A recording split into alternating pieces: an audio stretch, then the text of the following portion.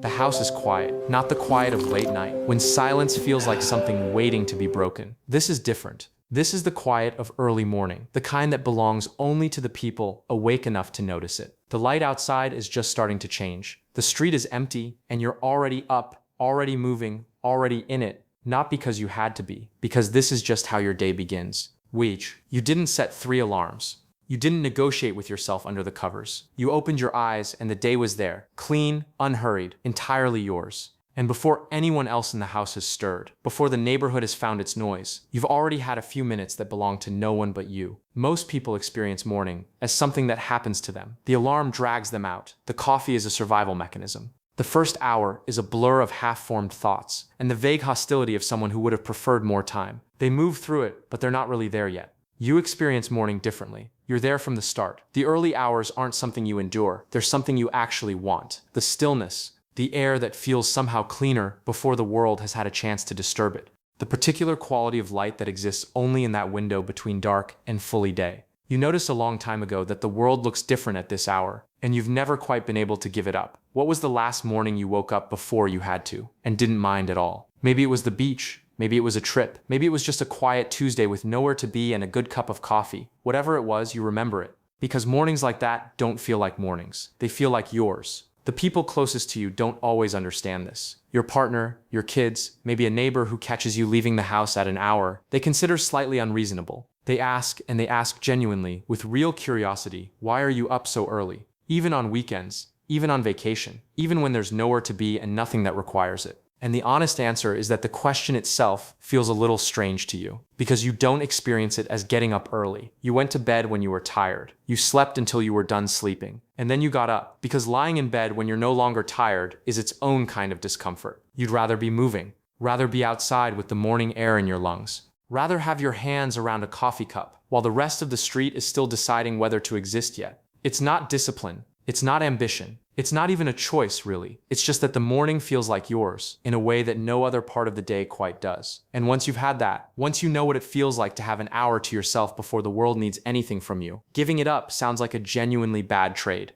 Here's what's actually happening inside the brain of someone who genuinely loves early mornings. Research on chronobiology, the study of how biology tracks time, shows that people fall along a spectrum from strong morning types to strong evening types. This isn't preference. It's physiology. Morning types tend to have an earlier cortisol peak, a natural hormonal surge that promotes alertness and readiness. For them, the brain is genuinely at its sharpest in the early hours. Not forced sharpness, natural sharpness. Studies also show that early risers tend to report higher levels of positive affect in the morning, meaning they don't just function better early, they actually feel better. The calm, the clarity, the sense of having time before time is demanded of you. These aren't imagined. They correlate with measurable differences in mood and cognitive function that are more pronounced in the early hours. For people wired this way, but there's something beyond the biology worth understanding. Because for a lot of people who love early mornings, the draw isn't just about being awake. It's about what the early morning gives you that no other hour can. The world before it wakes up is a world without requests. No one needs anything from you yet. No messages to answer, no decisions to make on someone else's timeline, no noise that belongs to other people's lives bleeding into yours.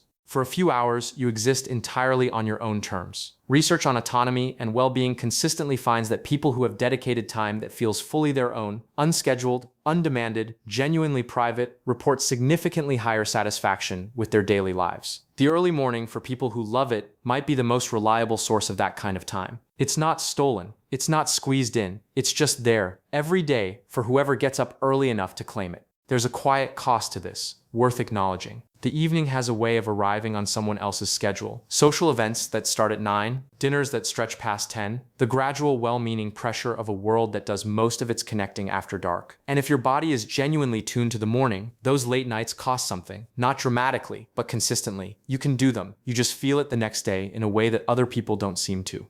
And sometimes the early rising isn't entirely voluntary. The body that wakes you at 6 on a Tuesday also wakes you at 6 on a Saturday in July, when the only plan is to do nothing. There's a version of this trait that doesn't take days off, and lying there completely awake, listening to everyone else sleep, that's its own particular experience. There's a reason the early morning has been praised across centuries and cultures. Benjamin Franklin put it plainly, early to bed and early to rise makes a man healthy, wealthy, and wise. And Rumi, writing centuries earlier and half a world away, said something that lands even deeper. The morning breeze has secrets to tell you. Do not go back to sleep.